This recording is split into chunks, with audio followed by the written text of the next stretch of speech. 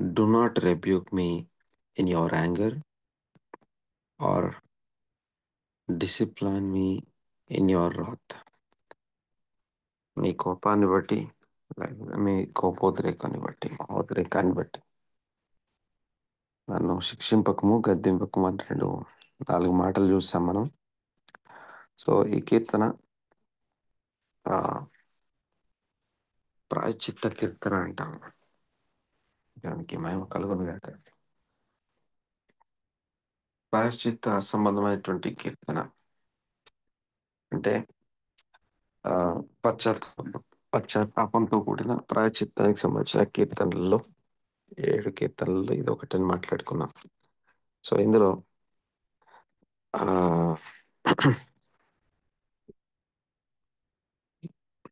ఇది జ్ఞాపకార్థ దావీదు కీర్తన అని కూడా మాట్లాడుకున్నాం. రాత్ అనే పదాన్ని లేకపోతే మొదటి పదం అంటే కోపోద్రేకం చేత నన్ను గద్దింపకము, నీ ఉగ్రత చేత నన్ను శిక్షింపకము అని మాట్లాడుకున్నాం. దేవునికి మహిమ కలుగును గాక. ఇక్కడ రెబ్యూక్ ఆర్ రిప్రూవ్ టు కరెక్ట్ అనే పదాన్ని ఆ, మొదటేమో కోపోద్రేకం చేత నన్ను గద్దించకము అనే దగ్గర to rebuke, to reprove, to correct అంటే నన్ను సరిచేయడం ఏదైతే ఉందో గద్దించబడడానికి నేను ఇష్టపడుతున్నాను. లేకపోతే నేను గద్దించబడి నేను ఆ ఆ గద్దింపు ఏదైతే ఉందో దాన్ని కోపోద్రేకంతో వద్దు అని చెప్తున్నాడు మనం. అంతేకాకుండా ఇక 90 కీర్తన కూడా మాట్లాడుకున్నాం. అందులో ఆ కోపంతో కూడినటువంటి దేవుని సన్నిధిని అనుభవించటం అంటే అది ఎంత కష్టమైందో 90 కీర్తనలో మోషే ప్రార్థన అని రాసి ఉంటుంది. మోషే చేసినటువంటి ప్రార్థన, మోషే కీర్తన కాదు కానీ మోషే ప్రార్థన అంటాం దాన్ని, 90 కీర్తన. అయితే ఒక్కసారి దాన్ని అర్థం చేసుకోవడానికి జ్ఞాపకం చేస్తా. అయితే 90 కీర్తనలో ఆ కోపానికి, కోపోద్రేకానికి, మహోద్రేకానికి కారణం మన పాపాలని మాట్లాడుకున్నాం. అంతేకాకుండా ఆ కోపానికి కారణమైనటువంటి పాపము అది కూడా రహస్య పాపం అని మాట్లాడుకున్నాం. ఇంతకీ రహస్య పాపం అంటే ఏంటి అంటే ఎవరికి తెలియకుండా చేసే పాపం అనేది అర్థం కాకుండా ఈవెన్ మనకు కూడా ఆ దేవుడు చెప్పాలి అనుకున్న దాన్ని, నేర్పించాలి అనుకున్న దాన్ని గ్రహింపులోకి రాకుండా ఎక్కడున్నామో అక్కడే ఉంటూ లేకపోతే దిగుబాటు లేకపోతే ఈ యొక్క గద్దింపును ఇష్టపడినటువంటి జీవితం జీవిస్తూ ఇది దేవుని మహోద్రేకానికి, కోపానికి కారణమవుతా ఉంది మాట్లాడుకున్నాం. దేవునికి స్తోత్రం కలుగును. అయితే ఈ మొదటి వచనంలో ఉన్నటువంటి మహోద్రేకము సారీ కోపోద్రేకము, గద్దింపు, ఉగ్రత, శిక్ష, ఉగ్రత, శిక్ష, ఈ 4 పదాలు 4 కూడా తర్వాత గద్దింపు, శిక్ష ఆ 2 మాటలు కూడా ఆ 2 కూడా రెక్టిఫికేషన్ అండ్ రెబ్యూక్ లేకపోతే మనం సరిచేయబడడానికి సంబంధించిన పదాలు. పనిష్మెంట్ కాదు, ఎడ్యుకేషన్, ట్రైనింగ్ అని మాట్లాడుకున్నాం. అయితే వాటిని కోపోద్రేకము, ఉగ్రత ఇవి ఇవి వద్దు మాకు. అంటే దేవుని ఉగ్రత, దేవుని కోపం వద్దు అని పశ్చాత్తాపడుతూ అడుగుతూ. ఉదాహరణకి 51 కీర్తన కనుక మనం చూస్తే దావీదంటాడు, ఆ నీ కృప చొప్పున నన్ను కరుణించమంటాడు. సో నీ కోపాన్ని బట్టి కాదు కానీ నీ కృప చొప్పున నన్ను కనికరించు, నీ కృపా బాహుల్యమును బట్టి లేకపోతే నీ మా కృపను బట్టి. అయితే ఈ కీర్తన మనకు నేర్పించే విషయాలు ఈ కీర్తన మొదటి వచనములో మనం గ్రహించే ఒక ఆ, ఆ,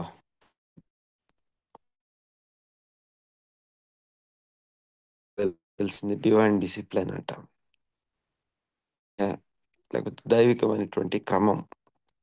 ఈ దైవికమైన క్రమము తెలుపబడుట, నేర్పించబడుట, లేకపోతే మనం ఎలాగంటే దాన్ని గ్రహించలేని స్థితి ఏదైతే ఉందో అది అసలైనటువంటి విషయం. మనందరికీ బాగా తెలిసి వచనాలు హెబ్రీ పత్రిక 12వ అధ్యాయం, ఇంతకుముందు కూడా మాట్లాడుకున్నాం. హెబ్రీ పత్రిక 12వ అధ్యాయం మొదటి నుంచి చూస్తే ఆ డిసిప్లిన్ అనేది ఒక తండ్రి తన కుమారుని ఒక తండ్రి తన కుమారుని గద్దించే గద్దింపు గురించి ప్రస్తావించబడ్డం చూస్తాం. ఇకపోతే ఇందులో ఈ హెబ్రీ పత్రిక 12వ అధ్యాయంలో తండ్రి తను ప్రేమించిన కుమారులను గద్దిస్తాడు. గద్దింపు అంటే నాకు ఇష్టమే, కానీ ఆ గద్దింపు కోపంతోనూ మహోద్రేకంతో వద్దు అనేది. అయితే ఇక్కడ తండ్రి చేత శిక్షణము చేయబడిన వాడు దుర్బీజుడు అని రాసి ఉంటుంది అక్కడ. ఈ మొదటి వచనం నేర్పించే పాఠాలు, మొదటి పాఠం ఏంటంటే డివైన్ డిసిప్లిన్. అందులో క్రమపరచబడ్డానికి ఇష్టపడుతున్నాం. ఈవెన్ చాలామంది మామూలుగా టీచర్తో మాట్లాడేటప్పుడు లేదా ఆత్మ సంబంధమైనటువంటి నాయకునితో మాట్లాడేటప్పుడు వాళ్ళ కంప్లైంట్ ఏంటంటే కోపంగా చెప్పడం మాకు ఇష్టం లేదంటారు, ఇష్టపడరు. కోపంగా చెప్పొద్దు, మీరు చెప్పేది ఏదో ప్రేమతో చెప్పండి అంటారు. సో ఈ డివైన్ డిసిప్లిన్ అనేది చాలా ప్రాముఖ్యమైనటువంటి మొదటి అంశం ఈ మొదటి వచనంలో. తర్వాత రెండవ మాట ఇందులో మనం గమనించేది ఏంటంటే మర్సీ.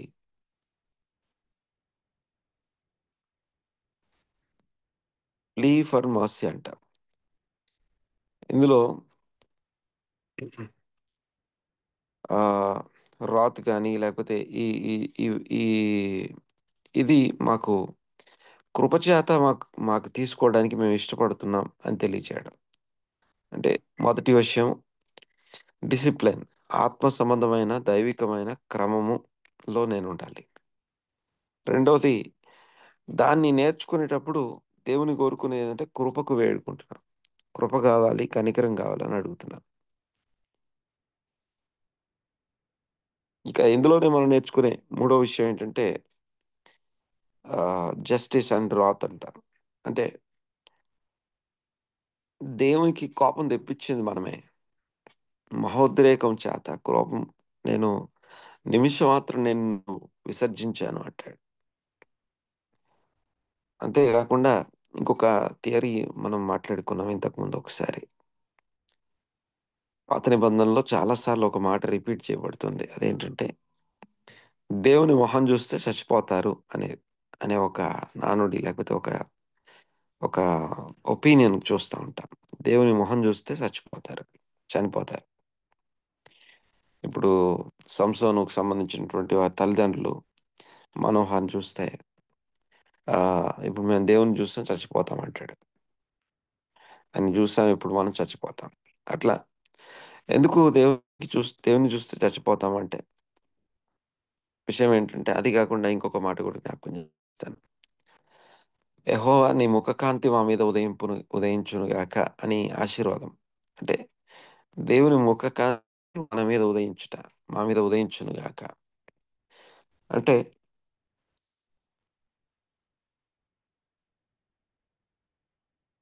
ఆహ్, ఏమంటామంటే ఈస్ ఈ ఫేస్ షైన్ అపాన్. అంటే ఫేస్ షైన్ అపాన్ అనే దగ్గర ఆహ్, ముఖం మా తట్టు తిప్పబడుట అని అర్థం.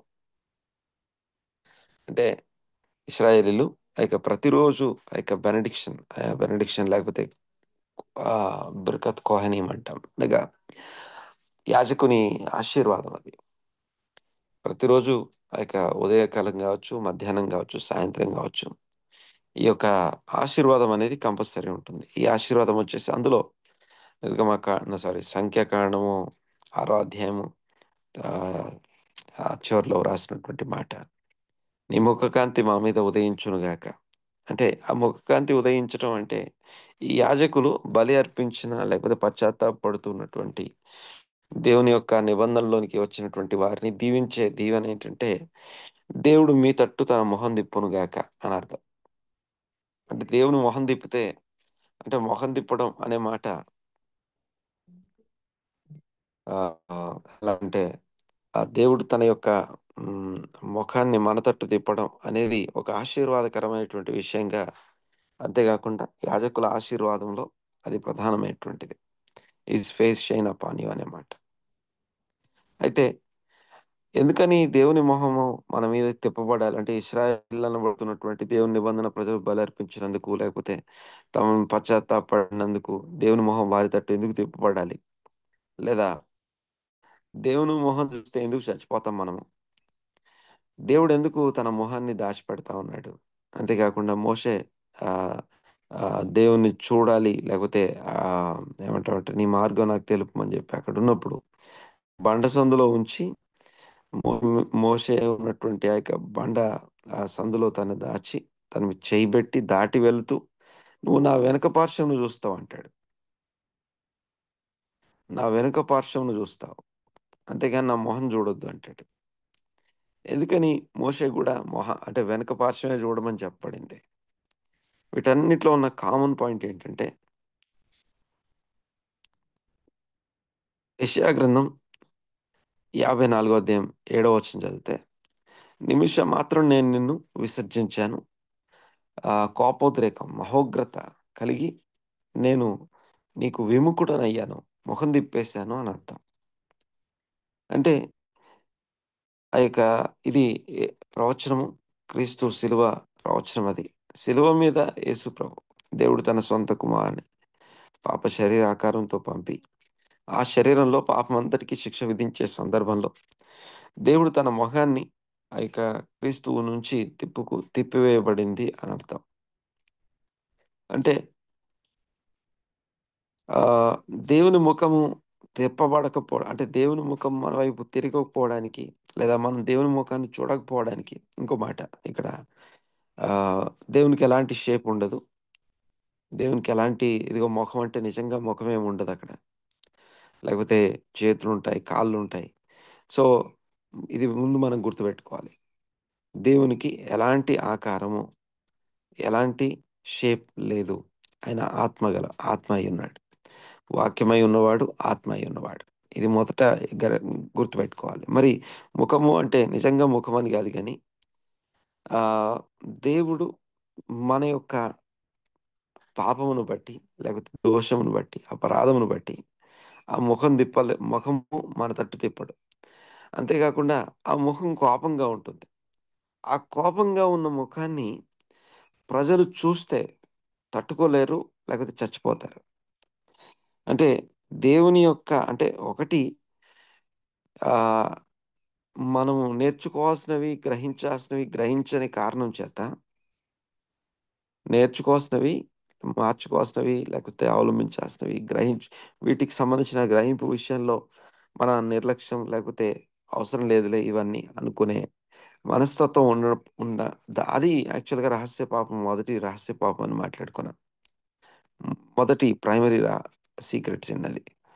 అది దేవుని కోపం మరింత ఎక్కువ చేస్తది. ఆ కోపంతో ఉన్నటువంటి ఫేస్‌ని ఆయన పిల్లలు చూడలేరు. చూస్తే పిల్లలు బ్రతకలేరు. అంటే దేవుడు కోపంగా ఉన్నాడు. ఎందుకంటే ఆయన దుష్టత్వంను చూడలేడు. హబక్కూకు గ్రంథంలో రాయబడి ఉంటుంది. నీవు దుష్టత్వాన్ని చూడలేవు అనే మాట. దేవుడు దుష్టత్వం చూడలేడు. చూసి సహించలేడు. ఆ దుష్టత్వం చూస్తున్నప్పుడు దుష్టత్వం అంటే మనిషిలో ఉన్నటువంటి ఈవిల్. ఆ ఈవిల్ దేవుడు చూసినప్పుడు, దేవునికి తెలిసినప్పుడు కలిగిన మహోగ్రత, కోపము ఆ మొహంలో ఉంటది గదా! ఆ కోపంతో ఉన్నటువంటి ఆయన మొహాన్ని ఈ యొక్క తప్పు చేసిన వారు చూస్తే, ఆ మొహాన్ని చూస్తే చచ్చిపోతారు. అంటే మనం అంటాం గదా! నేను ఫేస్ చేయలేను అని. నేను మొహం చూపించుకోను, లేకపోతే నీ మొహం చూడలేను నేను, లేకపోతే నీ ఎదురుకి రాలేను అంటాం. సో దానికి సంబంధించినటువంటి విషయం ఇక్కడ మనం చూస్తాం.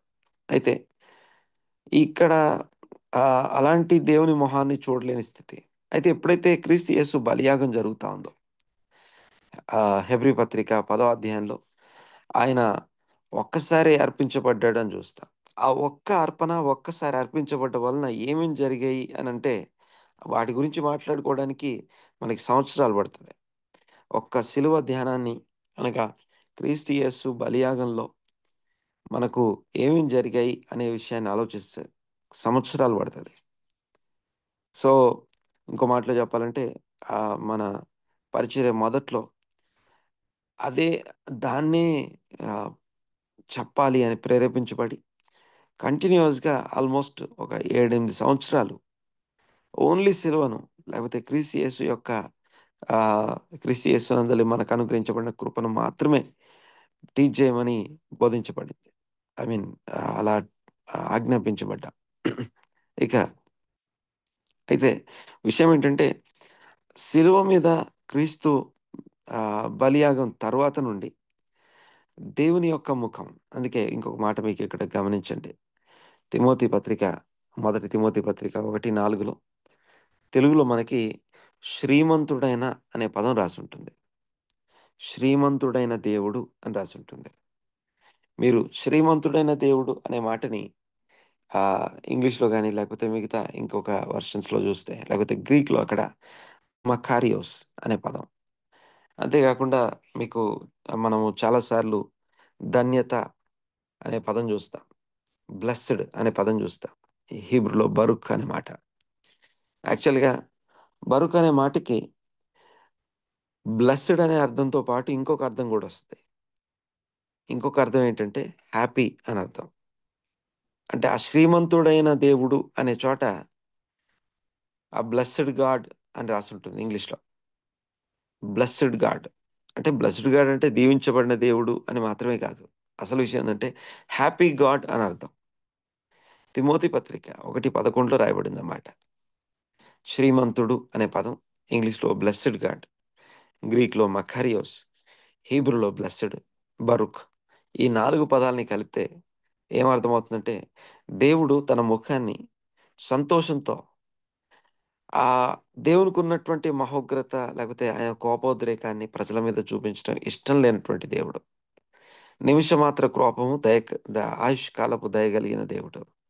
ఆ నిమిషమాత్రపు కోపాన్ని శిలువ మీద తన కుమారునిలో దేవుడు తన సొంత కుమారుని పాప శరీరాకారంతో పంపి, ఆ శరీరంలో పాపమునకు శిక్ష విధించెను అంటాం. ఆ పాపమునకు శిక్ష విధించబడుతున్నప్పుడు హెబ్రీ పత్రిక 2వ అధ్యాయంలో ఆహ్, ప్రతి అతిక్రమము, ప్రతి అవిధేయత న్యాయమైన ప్రతిఫలం పొంది ఉండగా, అంటే న్యాయమైనటువంటి ప్రతిఫలము ఆ కుమారుని శరీరంలో విధించబడుతున్నప్పుడు, పేమెంట్ జరుగుతున్నప్పుడు ప్రతి పాపము, ప్రతి అతిక్రమము, ప్రతి రహస్య పాపము, ప్రతి అవిధేయత, వీటన్నిటికి గూడా పేమెంట్ జరుగుతా ఉందట. అది జరుగుతున్నప్పుడు ఆ కుమారుడు అక్కడ నిలబడున్నప్పుడు దేవుడు తన మొహాన్ని తిప్పేసుకున్నాడు. దాన్ని ముగించిన తర్వాత ఆ కుమారుడు తిరిగి లేచిన తర్వాత పాపం లేనివాడిగా లేచినప్పుడు ఆయనతో పాటు మనం లేసామని చదువుతున్నాం గదా! అంటే దాంతో ఏకీభవించిన వారే గదా రక్షణలోనికొచ్చింది. అలా వచ్చిన వారందరూ గూడా దేవుని యొక్క ఫేస్ అనగా సంతోషభరితమైనటువంటి దేవుని మొహాన్ని అనుభవిస్తున్నాం మనం ఈ రోజున. ఆ సంతోషభరితమైనటువంటి ముఖాన్ని అనుభవించే మనము ఈ 2 విషయాలు అనగా ఈ యొక్క శిలువకి ముందు, శిలువ తరువాత అనే భాగాలు. అలా అని జెప్పి ఇప్పుడు మనము ఏం జేసినా దేవుడు సంతోషంగానే ఉంటాడు. క్రీస్తు యేసునందలి రక్షణ మనల్ని మరి ఎక్కువ బాధ్యతాయుతమైనటువంటి డివైన్ డిసిప్లిన్‌లోకి నడిపించడం కోసం అనేది నేను మాట్లాడాలనుకుంది. రెండో విషయం, కృప ద్వారా ఇదంతా సాధ్యమవుతుంది. దేవుని కృపను కోరుకుంటా, దేవుని కృపను కోల్పోవద్దు. దేవుని కృపను కోరుకోవాలి. భూమి మీద సత్యం లేకుండా కృపను మనం ఆయన కృప ఆయన యందు భయభక్తులు గల వారికి ఆయన కృప చేయబడుతుంది. ఎంత ఉన్నతంగా ఉంటదంటే భూమికి ఆకాశం ఎంత ఉన్నతంగా ఉందో 103 కీర్తనలో ఈ మాట చూస్తే. ఆయన యందు భయభక్తులు గలవారి యెడల ఆయన కృప భూమికి ఆకాశం ఎంత ఎత్తుగా ఉందో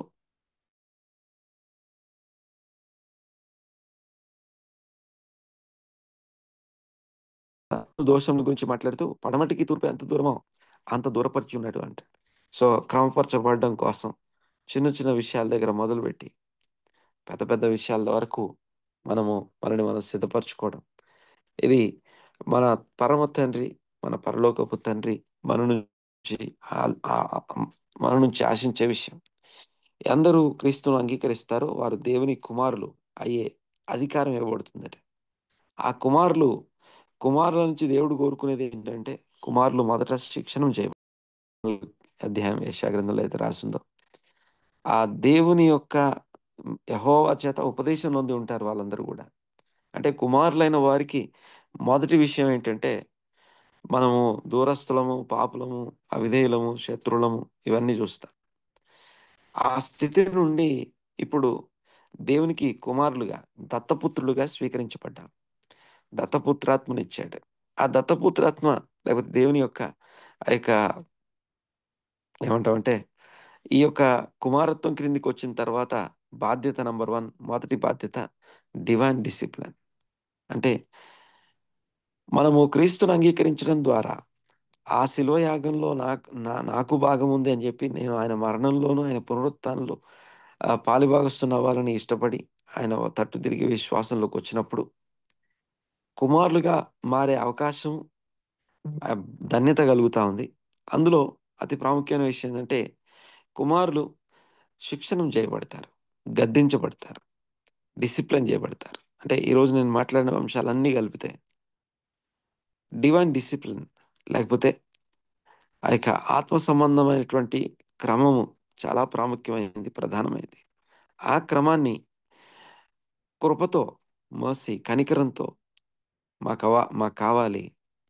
అయితే దాన్ని గద్దింపుతోనో, లేకపోతే మహోద్రేకంతోనో, కోపంతోనో మాకొద్దు అని ఆ యొక్క ఈ ఆహ్, పెనిటెన్స్, ద సామ్ ఆఫ్ పెనిటెన్స్ అంటాం. అనగా ఈ పశ్చాత్తాప, ప్రాయశ్చిత్త కీర్తనలో మనకు బోధించబడతా ఉంది. ఈ రోజుకి ప్రార్థన చేసుకుందాం మనం. ఆ యొక్క దేవుని యొక్క హ్యాపీ గాడ్, ఆ యొక్క దేవుని యొక్క సంతోషంతో కూడినటువంటి ఆయన మొహాన్ని మరలా కోపంలోనికి, మహోద్రేకంలోకి ఆయనైతే వెళ్ళడు గానీ, మనము ఏ స్థితి నుండి ఏ స్థితికి మారాల్సి ఉందో, ఆ విషయంలో, ఆ క్రమం విషయంలో మనల్ని మనం సరిచేసుకోవడానికి ప్రయత్నం చేద్దాం. ప్రార్థన చేసుకుందాం. పరమ తండ్రి, మా దేవ వందనాలు, స్తుతులు, స్తోత్రం నాయన. మీ కృపను బట్టి, కనికరాన్ని బట్టి వందనాలు చెల్లిస్తున్నాం. ఈ ఉదయకాలం మరొకసారి మీ సన్నిధిలో ఏకీభవించి, ఆరాధనాపూర్వకంగా, ధ్యానపూర్వకంగా ఇదిగో మేము గ్రహించి, ఆలోచించి దాని కృప ఇదిగో ఆత్మ సంబంధమైనటువంటి క్రమం విషయంలో త్వరగా స్థిరపడుటకు సహాయం దయచేయండి.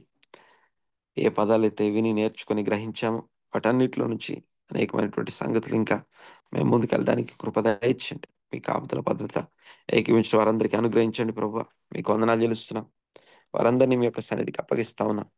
ఈ సమయంలో ప్రభు ఒక్కొక్కరిని ఇదిగో వారి వారి అవసరాల్లో, అక్కర్లో వారిని జ్ఞాపకం చేసుకోండి. వారి యొక్క ఆహ్, స్థితిగతుల్లో ఉన్నటువంటి, పరిస్థితుల్లో ఉన్నటువంటి అవసరాలు, అక్కరలు, కొదువ, లేమి, అవసరతలు తీర్చి, మహిమలో తీర్చి, ఆ యొక్క డివైన్ డిసిప్లిన్ వైపు మీ బిడ్డలు ఇదిగో అడుగు వేయడానికి నేర్చుకోవాల్సిన వాటిని నేర్చుకొని, గ్రహించాల్సిన వాటిని గ్రహించి, ఇదిగో విడిచిపెట్టవలసినవి విడిచిపెడుతూ, అవలంబించవలసినటువంటి అవలంబించడానికి ప్రతి ఒక్కరికి కృప దయచేయమని వేడుకుంటూ, స్తుతించి, ఆరాధించి మీ నామాన్ని గొప్పజేస్తూ, ఈ ప్రార్థన నజరేయుడైన యేసుక్రీస్తు నామమున అడిగి బ్రతిమాలి వినయంతో వేడుకొంచున్నాం తండ్రి. ఆమేన్. ఆమేన్. ఆమేన్.